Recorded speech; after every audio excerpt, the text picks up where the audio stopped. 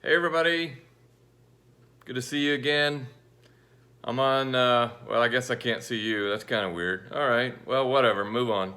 I wanted to touch base on Thinking Wavelength some more.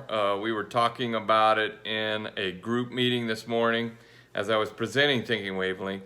And there's some questions that came up and some confusion around it. So I wanted to make sure that you had all of the information available to you to help you understand, and more importantly, not just understand, but take action in the context of your thinking wavelength.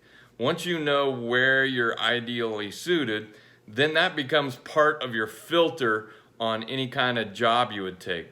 Today, the idea of nonprofits came up, and taking on a position in a nonprofit. Oftentimes, you volunteer for a nonprofit outside of your comfort zone.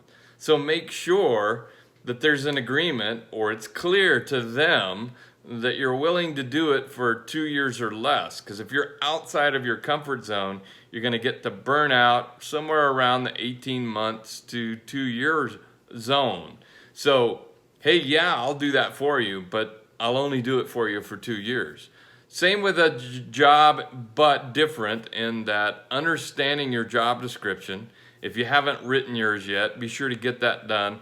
And by writing it, I'm saying, where do you spend 80% of your time? Not all of the details. We all have to do aspects all across the spectrum of thinking wavelengths. But where do you spend 80% of your time? That's where we want to make sure that your job description matches your ideal contribution zone on the thinking wavelength. So we were talking about this morning, and I wanted to go back. We'll throw back to my old days. I used to work at JCPenney's, and for years it worked out well for me. And the reason it did is because about every 2 years I was on to something new. I was promoted. I moved through the ranks, and new. So I never really hit the wall until I finally did hit the wall. Things changed, and I quit because they were no longer going down a route that I saw I was going to be able to continue to move forward in. So outside of my thinking wavelength, I did not understand that at the time. I didn't know why. I just hit the wall and I was done. Much more clear to me now why, and that I was stuck in a position that went too far beyond 2 years, and I hit a burnout wall. So where are you at in your thinking wavelength? So I'm going to use that as an illustration, kind of go back through some of my history. And so let me identify each one of the thinking wavelengths in the context of retail. How about that? So we'll start it off with a grinder. A grinder is a shoe salesman or selling anything. It's somebody on the sales floor. They're selling a product, but we're going to use shoes for our example. They're selling shoes.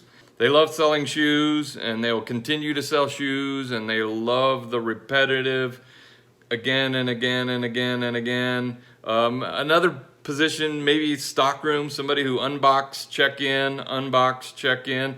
That may even be more appropriate. A minder then would be the manager for that department, whichever department it is. They oversee the team. They make sure the product is ordered and stocked up and ready to sell. And everybody's schedule. They're on top of a team in a specified area. Keeper is going to be closer to a transition to a store manager. They're overseeing multiple department managers. They oversee those department managers and oversee the whole big picture of the store. A finder is going to be somebody who's like on a district or a regional team who is trying to find new locations to open and trying to find new niches in the business. They're innovative, entrepreneurial, finding new things, and exploring new ideas for the company.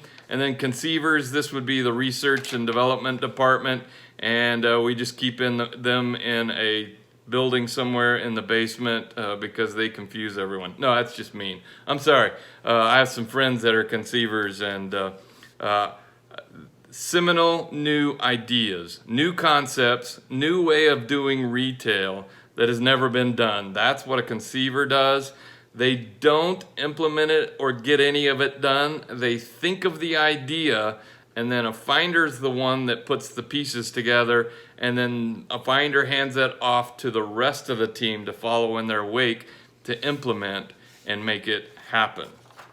One of the critical pieces to this is there is no better seat. It's critical for you to be in the right seat. If you are trying to be somebody else and trying to live in somebody else's role, you're going to get burnt out. You're going to get frustrated. You're going to frustrate yourself. You're going to frustrate who you're working for and the people you work with. Make sure that you go back through that thinking wavelength test. Make sure you get your number right. And then make sure you adjust your job as you're doing it now. And in some cases, change your job because you're so far out of your wavelength, you're really going to do harm to yourself. So be sure to ask questions on the group, comment, conversation. Let's talk about this some more because this is really important, not only to you, but how do you relate to other people in your work? Imagine the other people in your work. Where are they at? Are they out of their wavelength? Are they in their ideal wavelength? Are they functioning at their best? It could be determined on where they're at in their thinking wavelength.